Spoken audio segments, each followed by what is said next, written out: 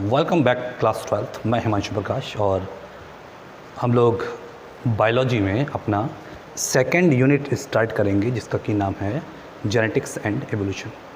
आपने first unit को complete कर लिया है। फर्स्ट यूनिट में हमने देखा था कि किस तरह से ह्यूमन बींग्स अपने नंबर्स को बढ़ाते हैं या प्लांट्स अपनी नंबर्स को बढ़ाते हैं।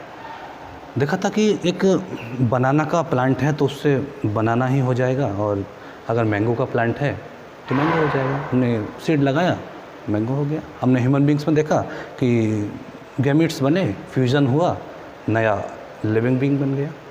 अब इन सब चीज़ों में माइंड में एक क्वेश्चन आता है कि आखिर सांप के बच्चे सांप ही क्यों होते हैं, मैंगो के प्लांट पर मैंगो ही क्यों आते हैं, क्रोकोडाइल को ही जन्म क्यों देता है, ह्यूमन बींग को ही जन्म क्यों देता है। जब हम किसी के घर पर बच्चों से मिलने जाते हैं या किसी के घर मिलने जाएं, उसके यहाँ नया एक बेबी बॉर्न हुआ हो तो जाके बहुत से कोई कहते हैं कि भाई बधाई हो, बच्चा हुआ है। कोई कहता है कि बधाई हो, सांप हुआ है, तो बधाई हो, बिल्ली हुई है। इस चैप्टर में यही सब चीज़ जाननी है कि आखिर ये सारे सिमिलरिटीज़ क्यों आ रही हैं। अब सिमिलरिटीज़ के साथ में कुछ चेंजेस भी आ रहे हैं, वेरिएशन भी आ रहे हैं। तो हमको मेन चीज़ सिमिलरिटीज़ और वेरिएशंस पर फोकस करना है कि ऐसा है क्यों। ठीक, चलिए स्टार्ट करते हैं। तो पहले तो एक छोटी सी स्टोरी या अपने एक्सपीरियंसेस ऑफ लाइफ शेयर करते हैं। ठीक है, जब हम कोई चैप्टर पढ़ते हैं या बायोलॉजी ख़ास तौर से जब पढ़ते हैं तो हम देखते हैं कि वो हमारे लाइफ से रिलेटेड है। हमारे आसपास हम सारी चीज़ें हैं, हम जो भी चीज़ पढ़ रहे हैं, देख रहे हैं, वो सब हमारे आसपास है, हर चीज़। जैसे मैं कहा जेनेटिक्स एवोल्यूशन पढ़ना है तो क्यूरियोसिटी बढ़ती है कि आखिर मेरी बॉडी में ऐसा है क्या, या दूसरे के पास ऐसा है क्या कि वो सेम चीज़ को लेकर आ रहा है, कि चीज़ों को वो उसके साथ या सेल के साथ हम खेल कैसे रहे हैं, है ना। सेल पढ़ा है ना हमने, कि सेल में हमने देखा था कि सेल में कई सारी चीज़ें हैं, ठीक है, उसके साथ हम कैसे खेल रहा। तो उसके अब हमको सेल के इंटरनल पहुँचना है, न्यूक्लियोसोम में, और उससे गेम खेलना है न्यूक्लियोसोम से। ठीक है, न्यूक्लियस उससे गेम खेलना है कि कैसे चीज़ों को हम प्ले करें, उनसे कैसे समझें उन चीज़ों को। अब समझे ही नहीं, खाली हम बायोलॉजी की सोल तक जाओ, उसको समझने के लिए उसकी सोल तक जाओ, फील करो उसको, बायोलॉजी को, चीज़ों को थिंक करो कि ये आखिर हुआ कैसे। जब आप थिंक करोगे तो माइंड में क्वेश्चन आएंगे, आप उसका आंसर ढूंढने की कोशिश करोगे। जब आंसर ढूंढने की कोशिश करोगे तो आपको आंसर मिलेगा, और अगर ट्राई नहीं करोगे तो कोई आंसर नहीं मिलेगा। चलिए शुरू करता हूँ। जैसे मैंने कहा, मैं एक किसी अपने रिलेटिव के यहाँ गया, उसके यहाँ एक न्यू बॉर्न बेबी हुआ था। मैंने देखा और बोला, अरे वाह, ये तो बिल्कुल बिल क्लिंटन लग रहा है। कैसा लग रहा है? मैंने कहा ये तो बिल क्लिंटन लग रहा है। या कोई आपके घर पर आए और बोले कि आपका बेटा तो भाई ओबामा की तरह लग रहा है बिल्कुल, तो आप शॉक हो जाओगे। कहेंगे ना कि बेटा तुम्हारी शक्ल तो ओबामा से मिलती है। कहोगे अरे ओबामा से, हम तो इंडियन है, ओबामा बेचारा काला कलूटा, अजीब सी शक्ल। कहा अरे तुम तो ब्राइटली लग रहे हो। तो अरे वो तो बहुत गोरा है, हम तो इतने गोरे नहीं हैं। कन्फ्यूज़ हो जाओगे। तो ऐसा कोई नहीं कहता। क्या देखते हैं हम? कहते हैं फैमिली पिक्चर देखो।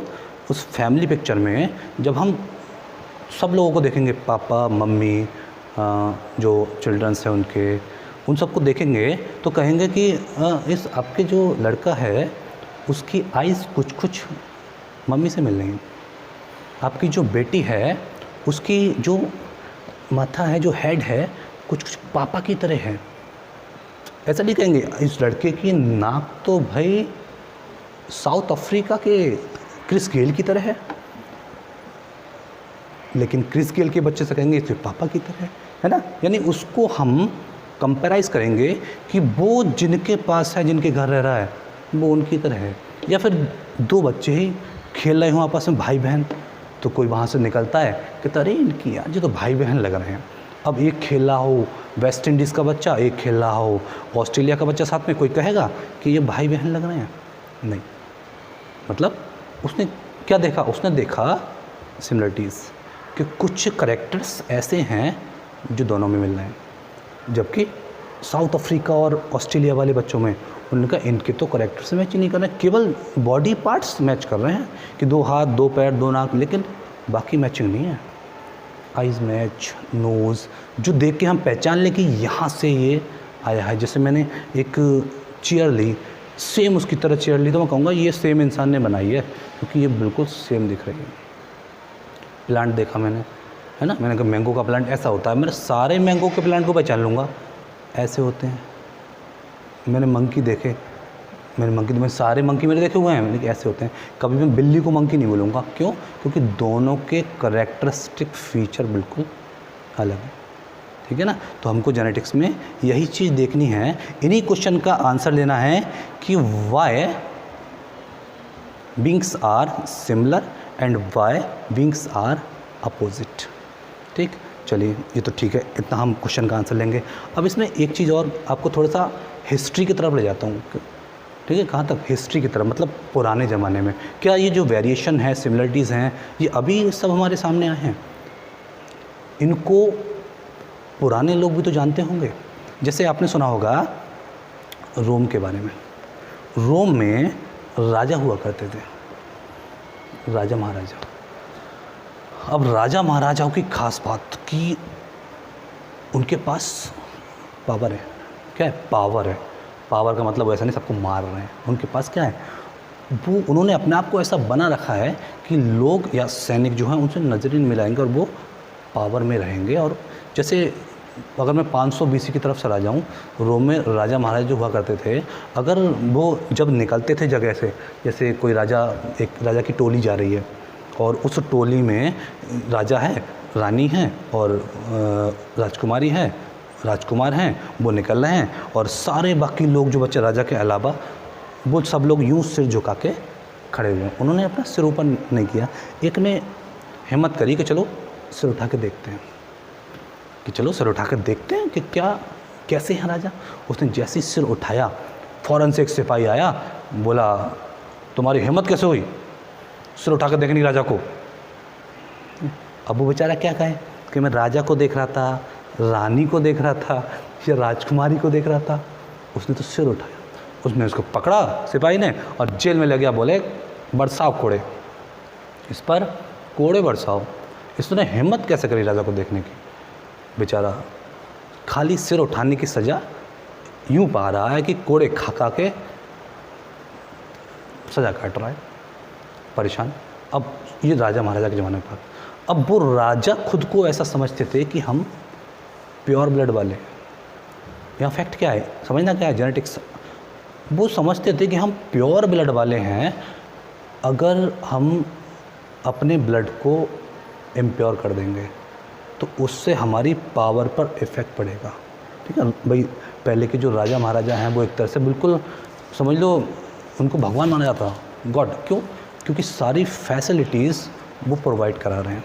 जो भी वहाँ की जनता है, जो वहाँ के लोग हैं, उनको फैसिलिटी कहाँ से मिल रही? उनकी अनाज नहीं हुआ, कहाँ चाहिए? उनकी सोना चाहिए, चांदी चाहिए, पैसे चाहिए, या कोई चीज़ ज़रूरत है जो कहीं नहीं मिलेगी, तो उनके राजा से मांगो, वहाँ मिलेगी।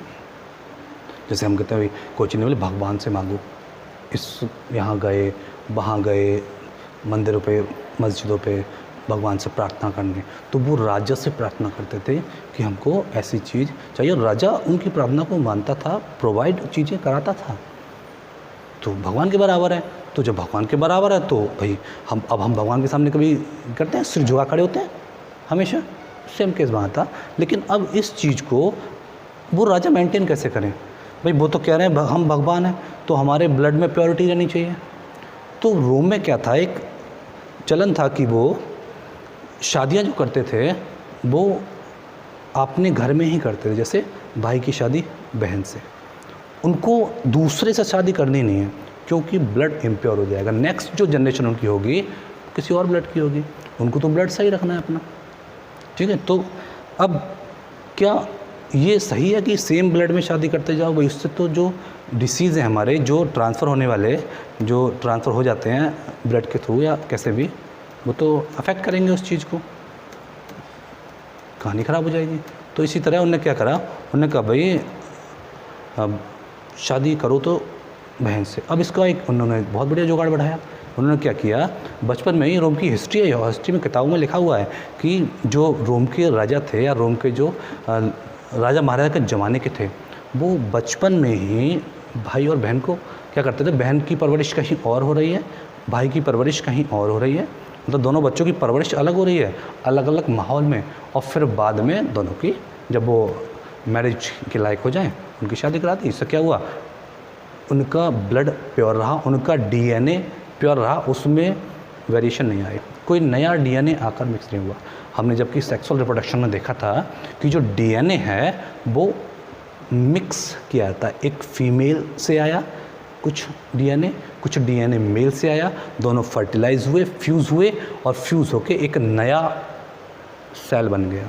अब उस सेल में कुछ डीएनए मेल का था, कुछ फीमेल का था, ठीक, सेम डीएनए। अब अगर सेम परिवार के हैं तो डीएनए भी सेम होगा, सेम आता। रोम में उन्हें ब्लड को प्योर रखने के लिए वो क्या करते थे, अपने ही भाई बहन की शादी आपस में कराते थे। उनकी इसकी शादी इसकी बहन से होगी, ब्लड प्योर रहेगा, हमारे खून में कोई मिलावट नहीं आएगी, हमारे डीएनए में वो खून समझते थे उसको, लेकिन उनको नहीं पता हम किस चीज़ की बात कर रहे हैं, जेनेटिक्स की, प्योर रखने के लिए। जैसे हम आजकल प्लांट्स के साथ करते हैं, हमने कहा हमको सेम वैरायटी प्लांट्स चाहिए, तो हमने वही सीड लगातार ग्रो करते रहे। जैसे एक बुक है the rise and fall of Roman Empire, इसको अगर टाइम मिले तो पढ़ के देखना। इसमें सारी यही कहानियाँ दी हुई है कि कैसे रोमन एम्पायर राइज हुआ और कैसे फेल हुआ। तो शुरुआत में जब ये वेरिएशन नहीं आए तो राइज हुआ, लेकिन एक टाइम ऐसा आया जब इन वेरिएशन ना आने के कारण जो डिसीज़ थे वो भी नेक्स्ट जनरेशन में ट्रांसफ़र होने लगे। उनको थोड़े पता थे कि ये डीएनए से हो रहा है सारा, तो कुछ डिसीज़ उनके ट्रांसफ़र होने स्टार्ट हो गए। अब जब डिसीज़ ट्रांसफ़र हो गए तो उन्होंने देखा कि भाई, लेकिन अब तो ऐसा नहीं है, अब तो भाई सभी जानते हैं कि हम सभी इस 21st सेंचुरी में जो पहुँचे हैं वहाँ पर कोई वो नहीं है कि इसकी शादी इससे होगी, इसकी उससे होगी, ठीक है। वहाँ पर अब बहुत है। जैसे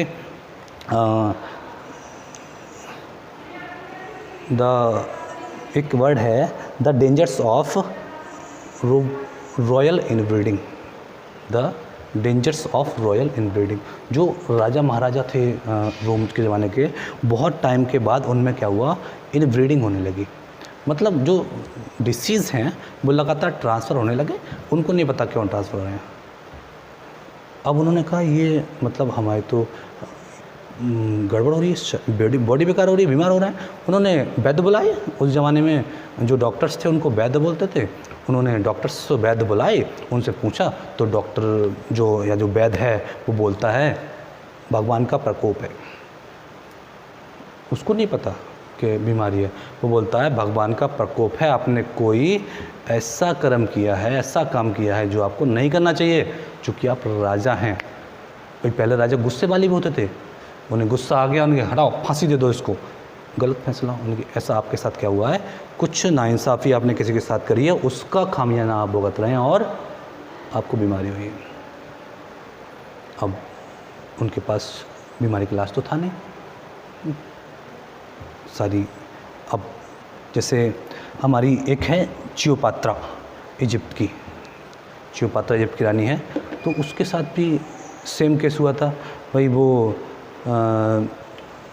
बॉर्न हुई तो उसकी शादी हुई, डिसीज़ जो उसके अंदर थे, तो सेम परिवार में शादी हो रही है तो उसके डिसीज़ ट्रांसफ़र होते गए, और जो डिसीज़ बहुत पुराने ज़माने के थे, जो कभी बहुत पहले ज़माने के जो डिसीज़ जिस जीन्स पर थे, जिस क्रोमोसोम पर थे, वो क्या हुआ, वो उजागर हो जाता है, मतलब अपने आप को एक्सप्रेस कर देता है। भाई जब जीन्स को काम करना होता है तो वो खुद को एक्सप्रेस करता है। तो अब पुराना जीन्स है, लगातार वही चला आ रहा है, बेचारा सोता थोड़ी रहेगा, उठ जाएगा। उसने खुद को एक्सप्रेस कर दिया, बीमारी कर दी। क्यों? क्योंकि लगातार हम उसी जीन्स को ट्रांसफ़र कर रहे थे। शादी रोम वाले उससे कर रहे थे, तो उन्होंने डीएनए को लगातार ट्रांसफ़र करते रहे, वो डीएनए ने खुद को एक्सप्रेस कर दिया, अब बीमारी को बना दिया। कुछ में पहले पीछे थी फिर गायब हो गई, फिर वापस आ गई सारी। अब देखिए कैसे एक आपकी एनसीईआरटी में कुछ लाइंस दी हुई हैं, जैसे मैं कहूँ भाई क्वेश्चन एनसीईआरटी के अगर हम कुछ पढ़ने की बात करें तो हमको मेनली किस पर फोकस करना है, एनसीईआरटी पर ही फोकस करना है कि किस तरह से एनसीईआरटी कह रही है। अब एक बात और ध्यान रखना बेटा, जो भी हमारे 12th के क्वेश्चंस हैं, इस बार का पैटर्न थोड़ा सा चेंज है कि 12th में जो भी हमारे हाफ ईयरली होगा, 2 पार्ट में पेपर एग्ज़ाम होंगे आपके, हाफ ईयरली और एनुअल, उसमें सारे एमसीक्यूज़ मिलेंगे आपको। तो अब आप कहें सर जब एमसीक्यू मिलेंगे तो आप इतनी बातें क्यों कर रहे हैं? मैं सिर्फ चीज़ों को आपके अंदर लाने की कोशिश कर रहा हूँ कि हमको चीज़ों को समझना कैसे है, सीधे टॉपिक की बजाय एक कहानी के थ्रू चीज़ों को समझना कैसे है, कैसे हम उस तक पहुँचे कि हम पढ़ना चाहते क्या हैं। और जब समझ जाएंगे पढ़ना चाहते क्या हैं तो अपने आप से थ्योरियाँ बना के क्वेश्चन को सॉल्व कर पाएंगे कि आखिर ये ऐसे हुआ होगा चेंजेस। ठीक है, तो भाई ऐसे मान लो मैंने कहा रोम की बात हो गई हमारी कि रोम की कहानी।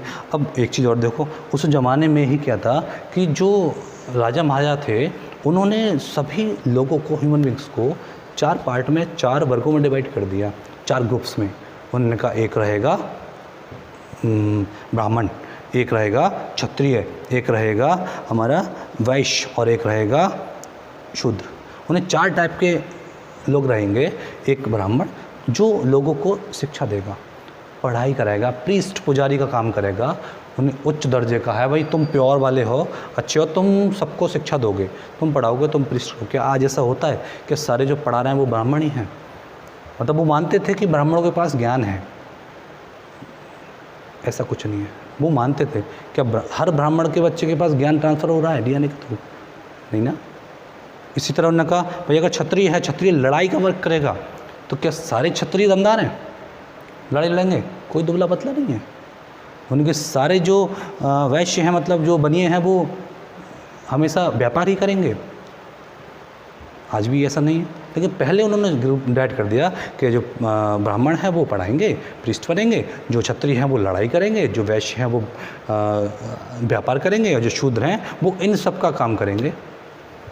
बाकी जो बच्चे उनकी मजदूरी कराना है, उनके शूद्र से कराओ। डिवाइड कर दिया ताकि सिस्टम चलता रहे। उनका ऐसा मानना था कि भाई ये जो भी चीज़ है ये ऐसे काम कर रही है और ये हमेशा इनसे वही बनाएगी, जिससे राजा से बेटा राजा बनेगा, राजा का बेटा राजा ही बनेगा, चाहे उसमें क्वालिटी हो चाहे क्वालिटी ना हो, लेकिन बनेगा। फॉर एग्जांपल इंडिया का एक एम्पायर है अशोका, है अकबर है ना। अकबर जब 10-12-14 साल का रहा होगा तब वो राजा बन गया। सोचो 10-12-14 साल का लड़का क्या राजा बनने के लायक है? उसमें क्वालिटी होगी कि वो राजा बन सके, अपनी जनता को संभाल सके? भाई वहाँ जनता कह रही है कि सब फैसला कर दो, वो कह रहा है मैं तो जा रहा हूँ भैया छुपा छुपी खेलने, क्योंकि 12 साल का है, वो क्या जाने फैसला वैसला। ठीक है, तो क्या हुआ, अब वहाँ ट्रेंड था कि राजा का ब्लड प्योर है, उसके अंदर राजा वाले गुण हैं, चाहे वो छोटा हो चाहे वो बड़ा हो, राजा पर फैसला भले ही कोई कर रहा है। वहाँ पर आपने स्टोरी अगर पढ़ी हो तो अकबर सिर्फ कुर्सी पर बैठा था, उसके फैसले सारे कोई और लेता था। अब वो जो फैसला ले रहा है वो राजा क्यों नहीं बनना है? क्यों? क्योंकि उसके अंदर वो डीएनए नहीं है राजा वाला। ठीक है, तो राजा वाला डीएनए मेन चीज़ थी कि राजा की ब्लड होना चाहिए, राजा का डीएनए होना चाहिए, वो अकबर में था। उन्होंने बेचारा तो अकबर को राजा बन गया, अकबर का बेटा राजा बन गया, सब उनके बेटा राजा बन गया, बाहर से राजा नहीं आया। क्यों? ट्रेंड चल रहा था कि भैया राजा का ब्लड है तो वो फैसला करने वाला ही होगा, वो हमेशा अच्छा ही होगा, राजा की क्वालिटी राजा के बेटे में ही मिलेगी। लेकिन आज के टाइम में ऐसा कुछ भी नहीं है। ज़रूरी नहीं है राजा की क्वालिटी राजा में ही मिले, फिर राजा की क्वालिटी हमको कोई भी, आज तो कदम प्रधानमंत्री कोई बन जाता है, राष्ट्रपति भी कोई बन जाएगा, थोड़ा ना कि राष्ट्रपति हो अगर तुम बनोगे तो तुम राष्ट्रपति के बेटे होने चाहिए, प्रधानमंत्री बनोगे तो प्रधानमंत्री के बेटे होने चाहिए, नहीं। ठीक है, तो यही हम समझ रहे हैं कि कैसे भाई हम चीज़ों को, ठीक है, 4 ग्रुप। जैसे मैंने कहा ना, क्वेश्चन पूछा कि मैंगो के प्लांट से मैंगो ही क्यों बनता है, ठीक है, कटहल के प्लांट से कटहल क्यों बनता है, ठीक है, यानी कि क्वेश्चन आता है व्हाट इज़ हेरिडिटी, ठीक है। यहाँ से हमको समझ क्या आता है, हेरिडिटी समझ आता है। मतलब भाई हेरिडिटी का मतलब, heredity is the passing of genes from parents to their children, यानी हेरिडिटी जीन्स का पासेज है पेरेंट्स से चिल्ड्रन में, ठीक। फिर genes are the instruction that make you you, क्या, genes are the instruction that make you you, genes वो instruction है जो आपको आप बनाते हैं। सर आपको आप बनाते हैं मतलब मैं ह्यूमन बीइंग क्यों हूँ, क्योंकि मेरे अंदर ह्यूमन बीइंग्स का जीन है, उसने मुझको मैं बनाया है। सांप क्यों है, क्योंकि उसने उसको सांप बनाया। मैंगो का पेड़ मैंगो क्यों बनाता है, क्योंकि मैंगो के प्लांट को, नए वाले को मैंगो के जीन्स मिले हुए हैं।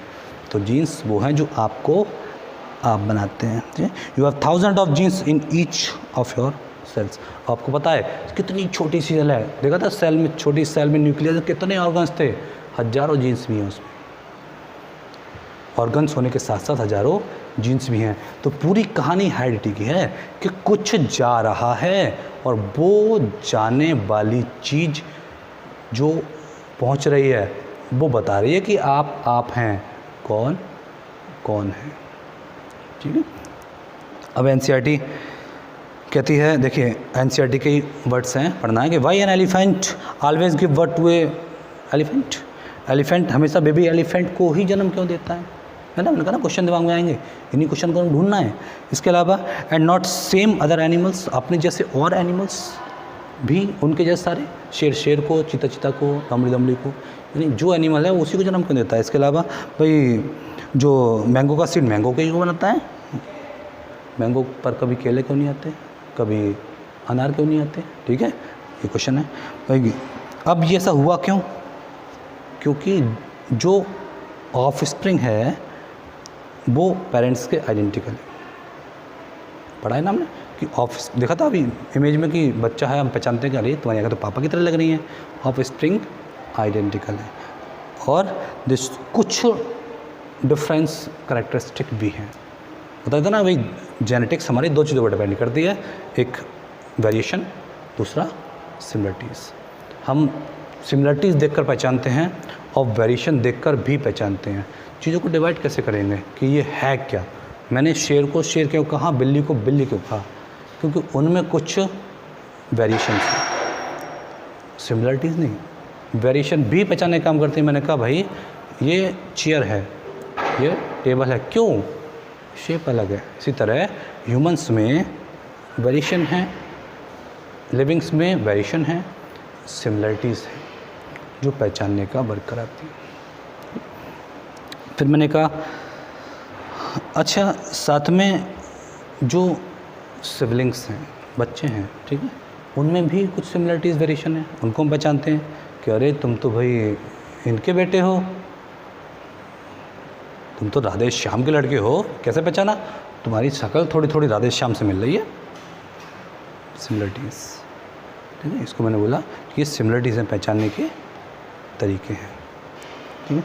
अब ये सब काम तो पुराने ज़माने से चल रहा है, बहुत टाइम से। इसमें एक अच्छी बात यह है कि हम जब जेनेटिक्स को पढ़ेंगे तो वहाँ पर एक नाम आएगा आपके पास, ग्रेगर जॉन मेंडल। क्या नाम आएगा, ग्रेगर जॉन मेंडल।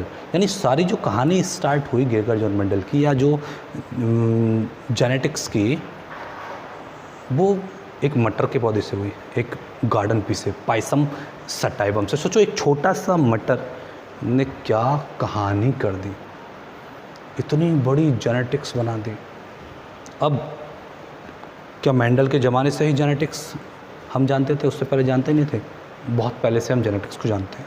जो मेंडल ने सिर्फ उसको बताया कि ऐसे ऐसे हो सकता है, ठीक। अब इसके साथ साथ एक और आपको ताज्जुब होगा सुन के कि जो मेंडल हमारे थे वो दुनिया के सब ऐसे साइंटिस्ट थे, ऐसे दुर्भाग्यशाली व्यक्ति थे जो अपने जीवन काल में, अपने लाइफ टाइम में कभी फेमस नहीं हो पाए।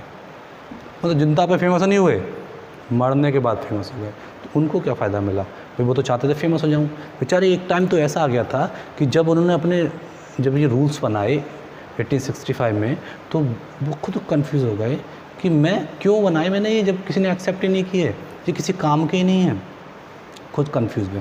उन्होंने लेटर भी लिखा था, एक 1865 में एक बाकायदा एक लेटर लिखा था कि मैंने ये सारे लॉ बनाए हैं अपने, कि कैसे चीज़ें ट्रांसफ़र हो रही हैं, कैसे करैक्टर्स ट्रांसफ़र हो रहे हैं।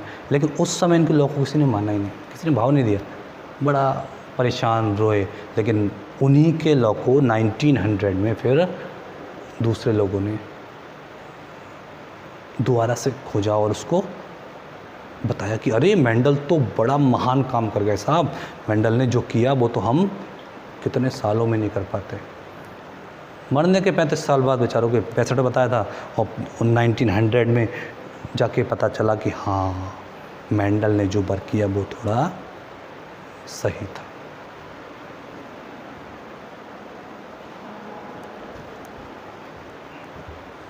यहाँ अब चलिए आगे, अब हम बात करेंगे आगे चैप्टर की, ठीक है, वो करेंगे नेक्स्ट अपने लेक्चर में। अभी हमने सिर्फ एक स्टोरी बनाई है, एक भूमिका बनाई है कि हमको चैप्टर में पढ़ना क्या है, समझना क्या है, क्यों हम चैप्टर को पढ़ रहे हैं। ठीक है, पढ़ना स्टार्ट करेंगे कल से। ऐसी कहानियों से पढ़ेंगे, हमको रटना नहीं है।